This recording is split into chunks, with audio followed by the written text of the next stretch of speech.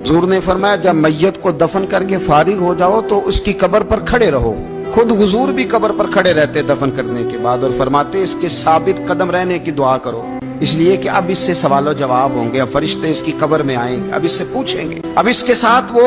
इम्तिहान होगा, तो इसके लिए दुआ करो, कब्र पे खड़े होके दुआ मांगो। एक हदीस में फरमाया कि इतनी देर दुआ मांगो, इतनी देर दुआ मांगो कि जितनी देर ऊंट ज़िबा करके खाल उतार के गोश्त बना के, ऊंट ज़िबा करना सबसे ज्यादा मुश्किल है, ऊंट ज़िबा करके खाल उतार के गोश्त बना के बांट देते हो, इतनी देर मरने वाले की कब्र पे खड़े रह के दुआ मांगा करो, क्योंकि अब फरिश्ते आएंगे, सवालो जवाब होगा। मुसन्नफ अब्दुल रज़ाक में हदीस है कि एक बंदे को सिर्फ एक कोड़ा मारा गया था कब्र में, तो उसकी सारी कब्र में आग भड़क उठी। तो पूछता है कि ये एक कोड़ा मुझे क्यों मारा गया? तो उन्होंने कहा एक वजह तो ये थी कि तू पाकी पलीदी का ख्याल नहीं करता था, और दूसरी वजह ये थी कि एक दफा एक मजलूम ने तुझसे कहा था मेरी मदद कर, और तू मदद करने पे कादिर था, तेरे अंदर हिम्मत थी, और तू उसकी मदद के लिए